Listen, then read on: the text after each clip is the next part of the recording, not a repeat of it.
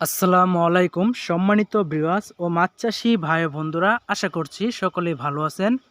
ইতিমধ্যে ভিডিওর স্ক্রিনে আপনারা যে মাছের পোনাগুলি লক্ষ্য করতে পারছেন, এগুলি হচ্ছে পাবদা মাছের নতুন পোনা। আজকে আপনাদের মাঝে কথা বলবো পাবদা মাছ পুকুরে চাষ করার বিষয় নিয়ে এবং পাবদা মাছ সঠিক পদ্ধতিতে কিভাবে পুকুরে কালচার করতে হয়।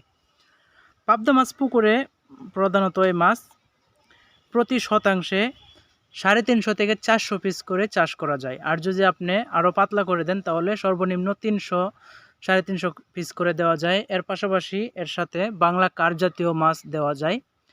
পাবদা মাছ, এই মাছটি প্রাপ্ত বয়স হলে এই মাছ কেজিতে 18 থেকে 20 কেজিতে আসে, আপনারা বুঝতেই পারতেছেন। আর এই মাছটি অতি দ্রুত বড় হয়। পাবদা মাছ এক প্রকার রাক্ষসী প্রজাতির মাছ। এই মাছ ফিড খাবারের পাশাপাশি যে কোনো ধরনের পুকুরে থাকা পোকামাকড় খেয়ে জীবনযাপন করে। আপনার পুকুরে যে সকল ছোট ছোট মাছের পোনা এগুলোও ধরে ধরে খায়। এর পাশাপাশি পুকুরে যদি পোকামাকড় থাকে তাহলে ওই পোকামাকড়ও খায়। তো আপনারা যারা পাবদা মাছের পোনা কালচার করতে চাচ্ছেন, পোনা খুঁজতেছেন, তারা অবশ্যই আমাদের সাথে যোগাযোগ করতে পারেন।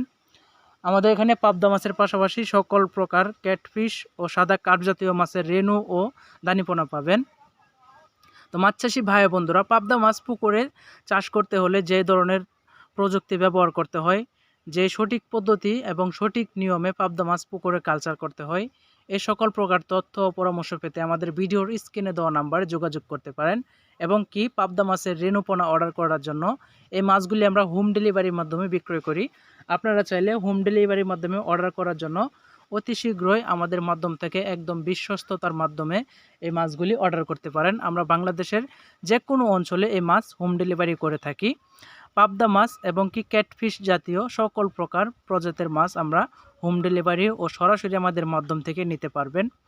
তো ভিডিওটি দেখার জন্য আপনাদেরকে অসংখ্য ধন্যবাদ। আমরা প্রতিনিয়তই আমাদের এই ইউটিউব চ্যানেলে ভিডিও দিয়ে থাকি। আপনারা প্রতিনিয়তই আমাদের হ্যাচারি ও নার্সারি ভিডিও পেতে চ্যানেলটি সাবস্ক্রাইব করে রাখবেন, আর সাবস্ক্রাইব করে পাশে থাকা বেল বাটনটি অল সিলেক্ট করে রাখবেন। তো ভিডিওটি দেখার জন্য আপনাদেরকে অসংখ্য ধন্যবাদ। পরবর্তী ভিডিও নিয়ে আপনাদের মাঝে আবারও হাজির হব। ভালো থাকবেন সবাই। আসসালামু আলাইকুম।